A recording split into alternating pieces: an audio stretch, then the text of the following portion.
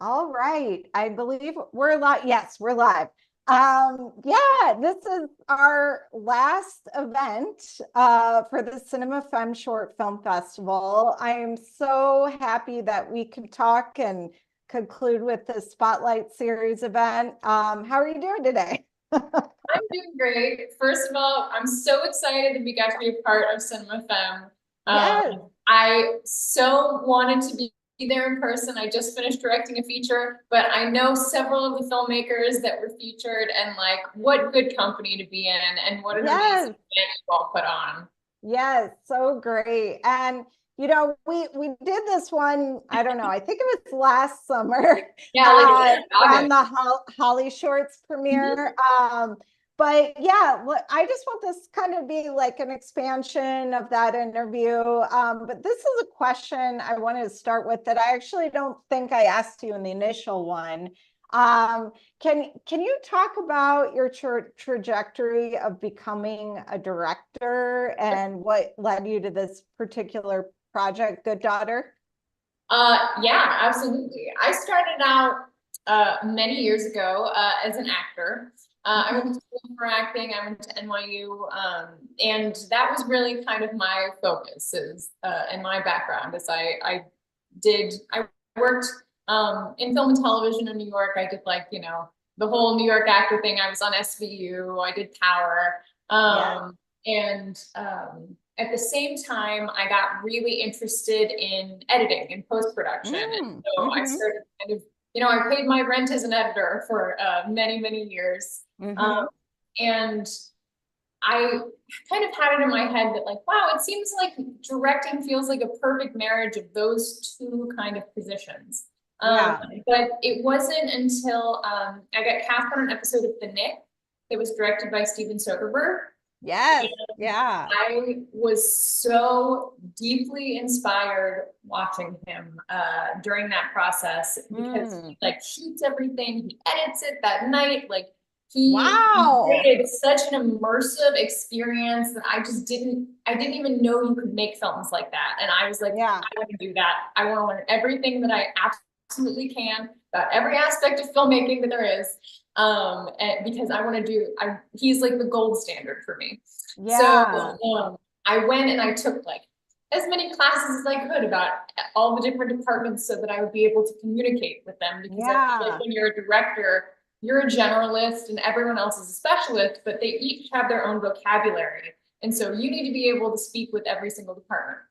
Mm. So I studied for several years until I finally felt ready to kind of make my first short film. And my first short film was Hatched. I think it was like Mm. 6 or 7 years ago. Okay. And I loved directing as much as I thought that I would. It really felt like I had found my place in the industry when I started directing. Um, Yeah. and I was really fortunate that I was hired to make like a feature in 2020 when everyone was locked Wow. down for COVID. Yeah. Right. And I shadowed a friend of mine. Well, he's become a friend of mine. He's a fellow NYU alumni, Keith Powell. And Mm. I shadowed him on a Hallmark film, and then I ended up getting hired by that production company on my second movie, and then I got hired on a third feature, and like That is it's so been great. Yeah. I'm I'm very humbled and grateful to be able to now like make a living as a director. But Yeah. I came across Good Daughter. I know Mhm. you're supposed to love all your children equally, but I I was sent the concept for the short film by Jesse Harris, the writer, and Yes. I instantly like loved that child the most, you know? Uh-huh. Yeah. And It became instantly my favorite project because I just love the duality of the character, how she was doing something that was horrible, but for a mhm. reason that was, necessary to her and noble in her mind. And I really like kind of morally complex characters. And this just fell Yes. into a lot of things that I love as a filmmaker. Um, Hmm. so Hmm. it felt like the movie I had always wanted to make. Yes. Um, so yeah, Yes. that's kind of how I got started Yeah. in that show. And actually, I kind of love that Jesse Harris, he was, did he write Jessica Jones or was He was a staff writer on Jessica Jones. Yep. Okay, yeah, who also is a very complex character. And actually, I'm just going to read a quote because I would love to hear a little bit more about your collab with Jesse. Yep. But I love how you say it was you kind of just said it too. It was full of complicated, compelling, morally questions about elder care and the healthcare system that were wrapped up in a really entertaining and poignant character study. And I love that. And I want to talk, about Samantha and all that, but can you first touch on your collab with Jesse with the script and making the short? Yeah, so happily. I had not known Jesse before this short. I was looking to make a short film, and a friend of ours, a mutual friend of ours, Emily Carroll, introduced us, and so we met over Zoom. And he sent me the concept for Good Daughter, and like I said, I fell in love with it instantly. Yes, and he sent me an outline, and then I kind of sent back a few thoughts about how we might be able to tweak it here and there, and like we sent a few drafts of that back and forth, and then he sent me the script. Like, it was a 20-page script, and I read it, and I was like, well, this is the shooting draft. Like, this is so good. Great. But we spoke for a little bit on Zoom about, what we were interested in as storytellers. And I feel like past me that wrote that quote encapsulated it better than current me can. Yeah, but you kind of just said it, like I really feel like I've seen you play acting wise very complex characters, like with Full Circle. And yeah, so what appealed to you about working with Samantha Sloyan for this main character? Did you see her Mike Flanagan series and we're like, I want to talk to her. Can you talk about how you found her for this role? Yeah, I saw her specifically. I mean, I think I had seen her in multiple things, but I first noticed her in Midnight Mass when she played Beth. Oh my God. Because she was phenomenal in that role. And she was a character that believed deeply that her terrible idea was the right thing to do. And that always stuck with me, and her performance just really, really like burned itself into my brain. And of course, she's been on a lot of different like she's been on Grey's Anatomy, she had recurring on that, and obviously she's a frequent collaborator with Mike Flanagan. But she has such a long like IMDb full of wonderful roles. But when I read this, truly her face popped into my mind. Like, I didn't know her at all, but I could not get her out of my brain when I was thinking about this. But I didn't know her, so I kind of took a swing. And my friend Patrick Goodwin, who I interned in college at Telsey and Company, and we became very good friends. He works at Telsey Company, he's a casting director. Agreed to come on and be a casting consultant, and we put together like a little email and a personal letter, and I was like, please, please, please come play the lead in this. Because I feel like there was a quote about Ford Jefferson and Jeffrey Wright in regards to American Fiction, and about how there was only plan A. Jeffrey Wright was only plan A. And I feel that way about Samantha. Like, she's it for me. She was always it for me. So if she didn't say yes. Rachel, I think you froze for a second, but you're all good. You're all good now. Oh no, I'm sorry. No, you're fine. Is she going to be involved with the feature, you think? Or can you not say? It's fine. I will not say, but I will.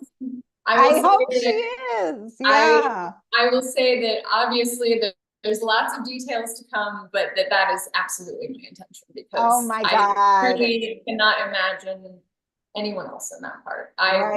She's it for me. Yeah. And I wanted to talk a little bit about your acting and how that kind of helped your experience with directing, and maybe we could talk about this particular short and working with Samantha, like how does your acting help you in your direction making of film? Oh, well, I mean, it's everything to me. I'm a very Yeah. actor-centric director, and like performance is king. Mhm. On my sets, the actors are because I just think that if the acting is compelling, then the story is there. And so I feel like it's just my job to kind of capture that in a bottle. Yes, Um, yeah. but how does it help me? I mean, I feel like it gives me, in the same way that I talked about studying all the different kind of departments, it gives me vocabulary to talk with the actors, whether they come from, you know, like whether they're more Strasberg actors or whether they're more seasoned actors where you're like, I feel like there was a Ron Howard quote when he was talking about his master class where he was just like, sometimes certain actors, you just need to say, make a sadder face. And that's perfect for that actor. And some actors need like a full backstory and motivation for why they're doing it. So to be able to kind of tailor your approach as a director towards not only the experience level of the actor, because you're working with people that have one line and people that are leads. Yes. But also like the background of where they come from, and everything is character to me. I do character-driven stories, so like that just is what gets me jazzed. Is I like talking about character and background and how their past influences their present moment. So yeah, no, I love that.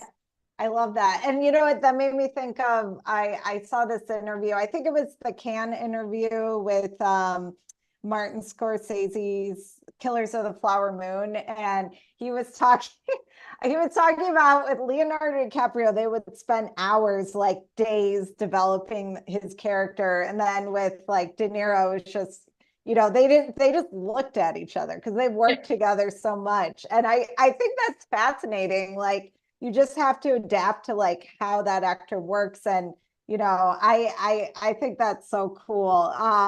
Did you have like a process with Samantha, or was she one of those people you just say, you know, be a little sad or something? Like, how is that? Because her face, you see it all on her face, just how she transforms to those different people. So how did you go about that with, you know, even working with the cinematographer too?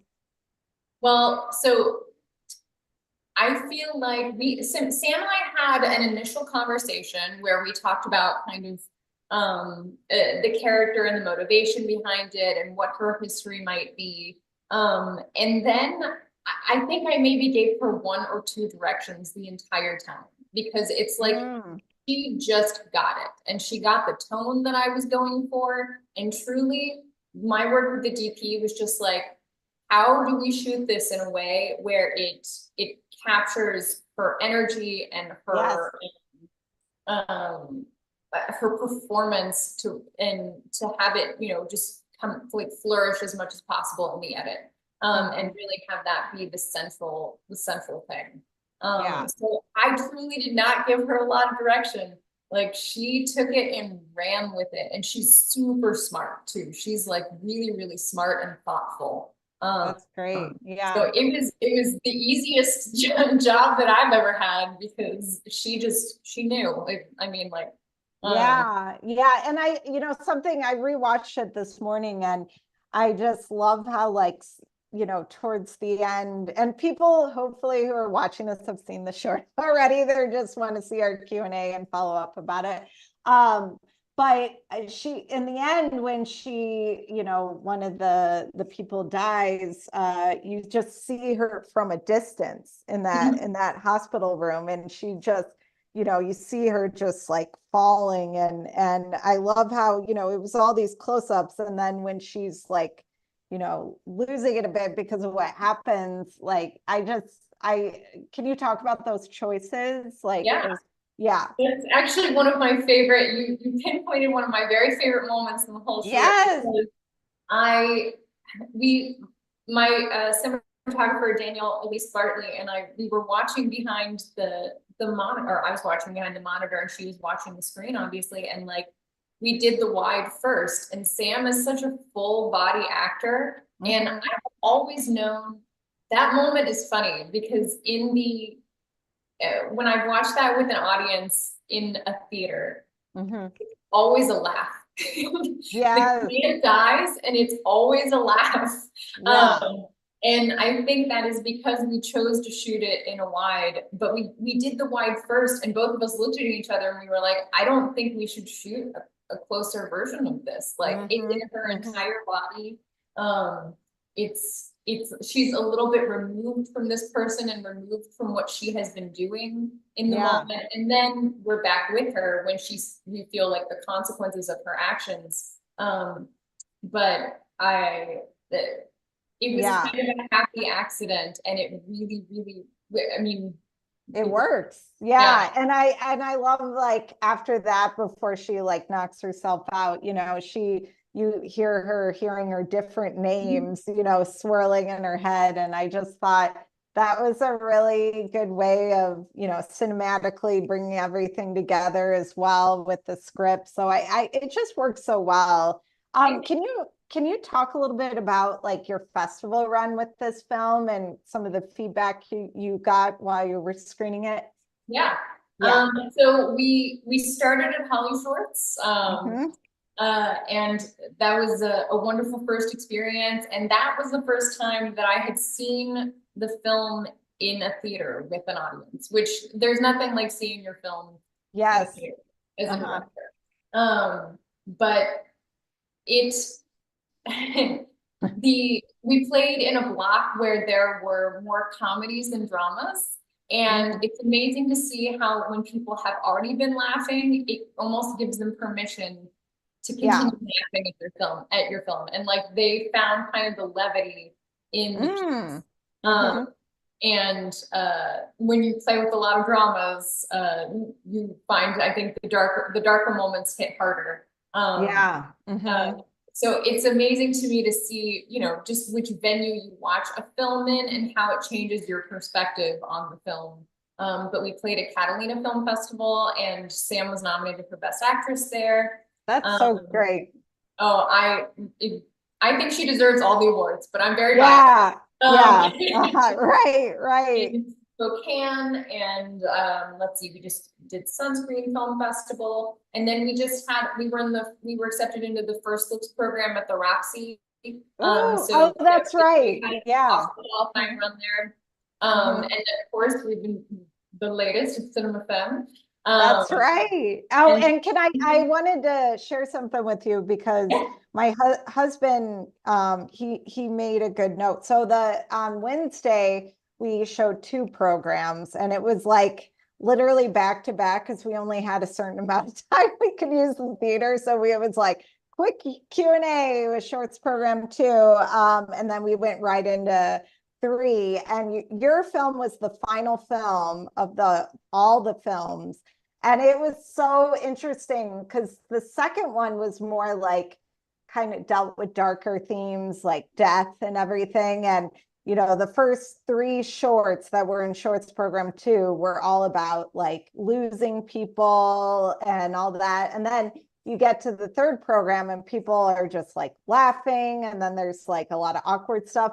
And then it was kind of perfect. Your film kind of brought the whole like idea of death and also this lightness, and it was almost like the perfect final film for all those shorts. And so yeah, like it is funny when you watch things back to back and then you just start seeing connections, and I felt like your film was great at like balancing that, sadness, and then also just the humor, so yeah, that was great. um so you say you're just starting kind of the development process of making your short to a feature.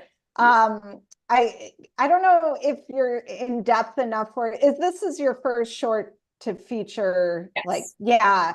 How yes. how do you go about that? I mean, are you still working with Jesse for Oh the yeah. script? Yeah, yeah. So I've had such an amazing experience shooting this short, and like, at the end of the 3 days that we shot, I think the whole crew was like, man, I'm a little bit sad that we can't continue and make this a feature. And so Yeah. I reached out to Jesse, and we met for the first time in person at HollyShorts, and I was like, I think this is a feature, and he was like, I have so many ideas. And so, Oh, great. we've been back and forth in the same kind of process that we did with the short film, and he's written an amazing, like 20-page outline of a script that I Wow. just love with my whole heart. Like, it's the perfect extension of this movie. And so I've been very negligent about getting back to him while I've been shooting this other feature. Right, right. But are you, so now that, I guess if you want to touch a little bit on the other projects, like, I don't know how much you could talk about the last film. Was this The Air He Breathes? It is That The Air was He the Breathes. film. Yeah, Yep. can you talk a little bit about that film? Sure. Yeah. So The Air He Breathes is based on the international best-selling novel of the same name by Brittany Cherry. And it is a romantic drama about two people who lose their spouses, who their spouses pass away, and they meet each other and they help each other heal and end up falling. Spoiler. Yeah. But it's really about healing after loss, and it's a beautiful book. And we have some fantastic actors that are the leads of our film. Ryan Carnes, who's I'm gonna get this wrong. I think it was General Hospital that he was on, but he's done so many amazing. He has so many amazing credits. Phenomenal actor. Right. And then Kelsey Stranahan plays our other lead, and Charlie and Tucker plays. So there's like a little girl in this movie, which was a new experience for me filming. So she turned 7 throughout the process of this movie, and she's like a feature. But we shot in 17 days in Atlanta, Georgia. And the movie is for Passion Flicks, which is a wonderful they have their own channel on Amazon, but they take romance novels and they make them films, and they are very, very true to the books. That's one of the biggest things that they do. And the author, Brittany Cherry, was on set the whole time, and it was like, this is the first one of her books, and she's written, I think, 20 of them to be made into a feature film. And to be able to have her there as a collaborator, first of all, it was a completely new experience for me, because I've been a director for hire on other feature films, but taking something that is really well loved and adapting it to the screen is a whole new thing. Yeah, it's kind of a lot of pressure, right? I mean, a little bit. It is a lot of pressure. And it's like matching very much the book and details from the book, but also making it its own new thing, making it work. So that will be released, and you know what? I don't know when that will be released, or if I'm allowed to say. Yeah, no, that's okay. Well, I know I'm allowed to say the things that are on the internet currently. Yeah, no, it's all good. And then are you? I just loved you in Full Circle, Charisse. I thought, the time you were on the screen, I just felt for you so much. And I'm curious if are you going to be working with Soderbergh again? I mean, look, anytime he calls me, I will be there. I don't care what I'm doing. So Charisse, that project came about to me in I had really transitioned full-time from acting to directing. I didn't have an acting agent anymore. But I had reached out to Steven about a separate thing. And then 3 weeks later, I got a call from the casting director who had cast me on The Nick. And she was like, we've been looking for you. Are you interested in an acting role? And that never happens, literally. Wow, that's amazing. Yeah.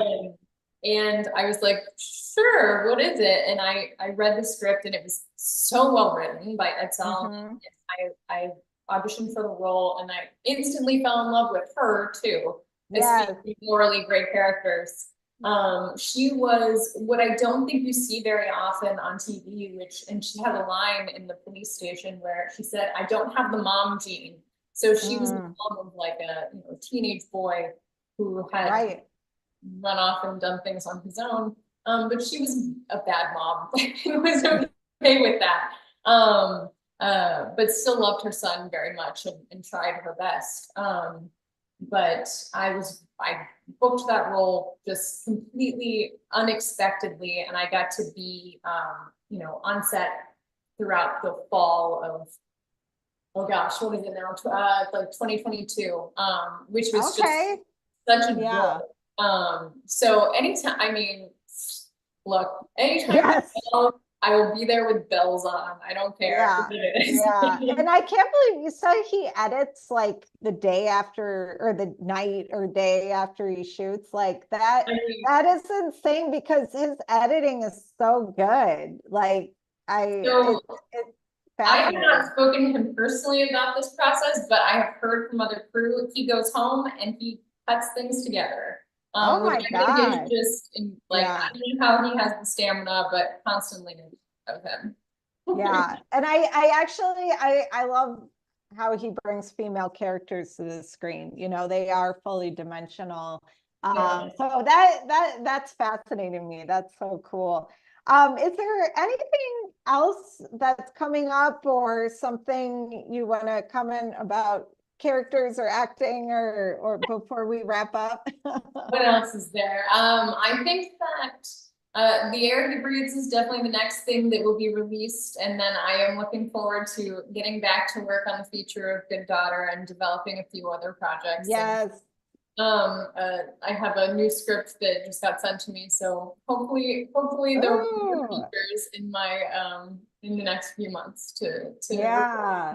Oh my God. And are you going to keep it the same name for the feature, Good Daughter? Or do you?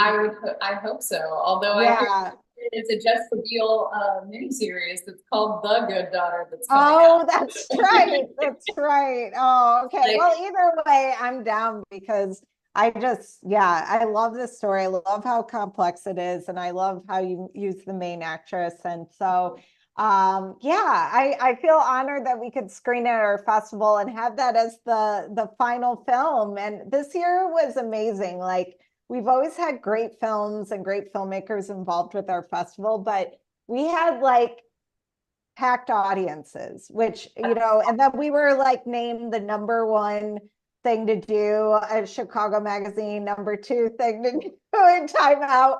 And I was like, there's a lot of cool stuff happening in Chicago right now, like the comic convention and stuff like that. And I was just like, I felt honored. And part of me was like, really? Did they make a mistake? But it is no. really cool how people are drawn to these like original authentic stories on screen. You know, I honestly think people are craving for this kind of content, you know, and that's why like Marvel movies or whatever, those, you know, sequels, there's so many sequels. How many Ghostbusters are there out now, you know? And I think people are just like, that's why the Barbie and Oppenheimer thing was such a huge Yep. thing, because people are like, these are good movies, they're authentic, and you know, it's not like overdoing the same thing over and over. And I Yep. think that's really exciting. This is an exciting time to be a filmmaker. So yeah. I agree with you. I'm an eternal optimist. So I feel Mhm. like there's going to be a renaissance of independent filmmakers and very authentic independent films that Yeah. are coming our way in the next 5, 10, 15 years. Yeah. Um, but of course they would name some of them something that's the most fun thing to do in Chicago or the best thing to do in Chicago. I mean, I'll take it, you know, and the Music Box Theater has been around for like over 100 years, maybe. And it's just like one of those classic theaters that uh, everybody loves to go to. Like I'm there all the time. And so it was just such an honor to screen our film. And next year we'll get the big theater. We had a smaller theater this year, but I'm thinking, you know, packed house, big theater next year. But Absolutely. yeah, but thank you so much for taking Thank the you, time to Becca. speak with me. And I'm just so excited for everything that's coming up for you. And I'll continue to elevate. So, Well, thank you so much. Thank you for taking the time to chat with of me and for course. elevating my work and for the work of my fellow filmmakers. And it's been an honor to be a part of the festival. Thank you so much. Thank you, Rachel, and have a great weekend. And I'll be in touch. You too.